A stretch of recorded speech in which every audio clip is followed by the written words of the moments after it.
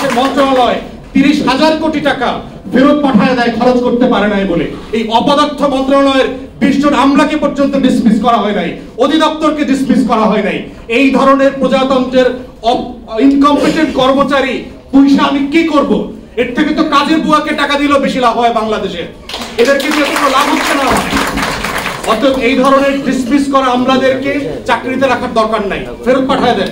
ডেঙ্গুতে প্রতি বছর প্রতিদিন যেভাবে মানুষ মারা যাচ্ছে, এইটা কোনোভাবে যদি আপনারা বন্ধ করতে না পারেন, তাহলে বাংলাদেশ রাষ্ট্রের কিন্তু অবকাঠামো যা আছে তা আরো ভেঙে যাবে।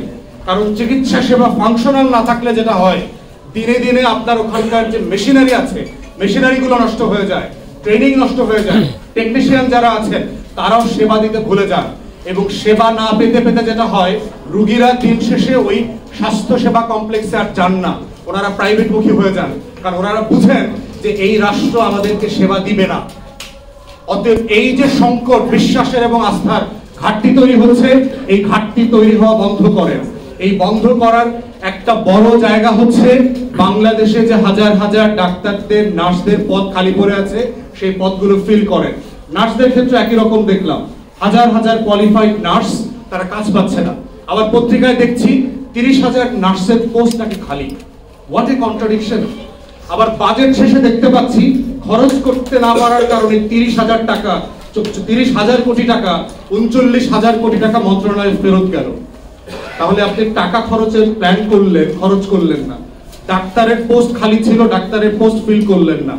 নার্সের পোস্ট খালি ছিল, পোস্ট ফিল করলেন না।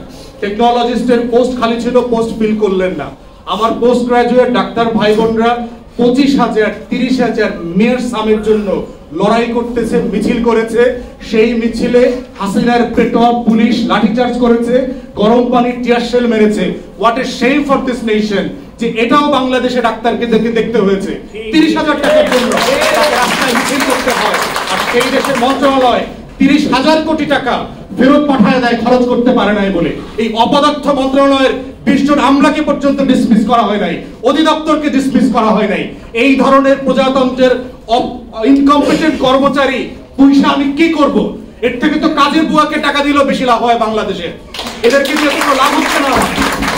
অতএব এই ধরনের ডিসমিস করা আমলাদেরকে চাকরিতে রাখার দরকার নাই, ফেরত পাঠায় দেন।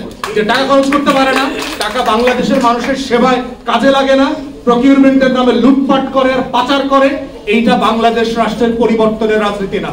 আমরা এখান থেকে ঘুরে দাঁড়াতে চাই, আমরা দেখতে চাই এই বাংলাদেশটা ঘুরে দাঁড়াক। অতএব আপনাদের এই লড়াইয়ের সাথে এর আগেও প্রফেসর মিনার একাত্মতা পোষণ করেছেন, গিয়েছেন। আপনাদের এই লড়াইয়ের সাথে আমরা আছি। আমরা যতদিন পর্যন্ত এই দাবি আদায় না হয়, আপনাদের সাথে অংশীজন আকারে আমরা এই দাবি তুলবো, কথা বলবো, প্রেসে কথা বলবো। রাষ্ট্রের সাথে নাগরিকের অধিকারের এই লড়াইটা কিন্তু একটা পারপিচুয়াল লড়াই। আপনাদের কিন্তু দম ছাড়া যাবে না। যদি মনে করেন যে একদিন 2 দিন মিছিল করলে আপনার দাবি দাওয়া আদায় হয়ে যাবে, তাহলে কিন্তু এটা হচ্ছে না। এই লড়াইটা হচ্ছে না হওয়া পর্যন্তের লড়াই। অতএব এই লড়াইটা চালিয়ে যেতে হবে, এবং আপনার এই লড়াইয়ের সাথে আমাদের পুরো সমর্থন, সহমর্মিতা, সহবেদনা সবকিছু থাকবে, এবং আমরা এই লড়াইয়ের অংশীদার।